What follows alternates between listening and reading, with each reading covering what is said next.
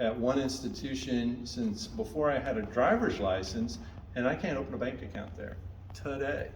And so, and then that's several different banks that are out there. That's just an example of there's still a lot of electricity and what is interpreted as risk that's floating around in the air. And so there's the industry that's cautious of it.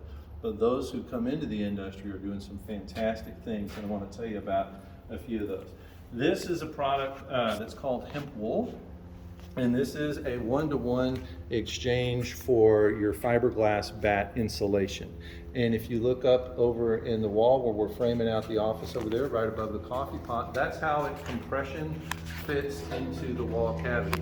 Now, the benefit of that is that right now, without changing your plans at all, if you want to do that, you've got a good organically grown, well, organic, it's a biomaterial, not certified organic, but it's a natural product. That's the words I'm looking for. It's a natural product that provides excellent insulation, and then you still have some of the other drawbacks that you would have with bat insulation, like the thermal bridging between with the wood and all of those. But that's right here, that's right now. There's a manufacturing facility going in the U.S. to make that. So there's some exciting things going on.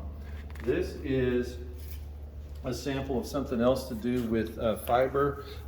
This is a mat, and this can be used for a lot of different applications. This one is for landscaping use, for weed control, or for mulching. One of the things that I think will make this take off is the microgreen industry. You ever seen the little microgreens, like if you're buying your smoothie and they got the, what is it, the lemongrass there, where they just trim it off and then put it in your smoothie?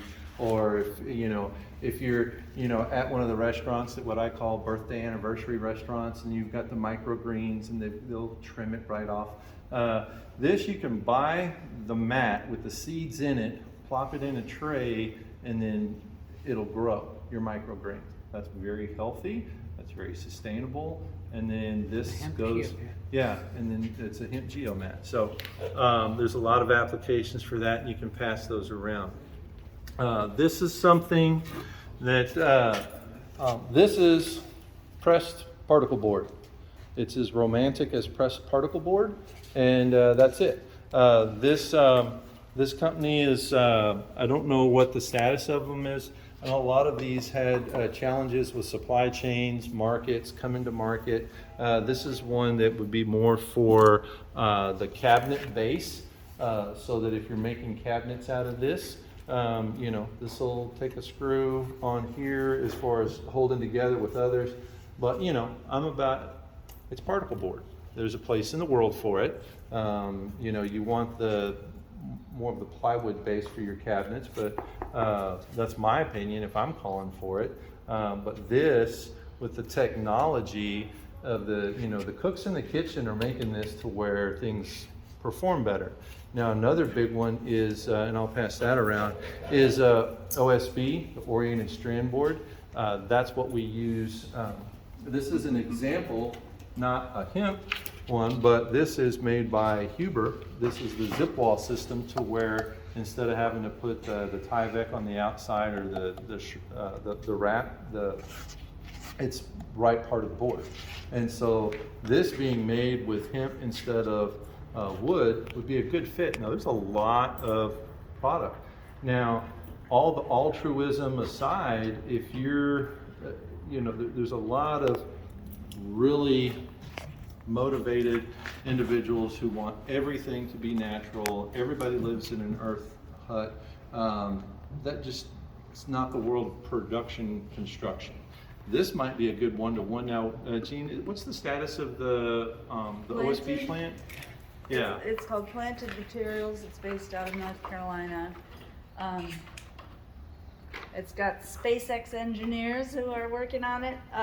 Basically, the idea is trying to make the construction space into a giant carbon sequestration machine, right? Mm-hmm. So the idea is to make products that are plug and play, that you can just basically put right into your regular old construction, that you don't have to think about making a brand new kind of wall assembly, you know, that people don't use. So, but yeah, they are, and they claim that they can make it for like 1/400th the cost for a production line to make it.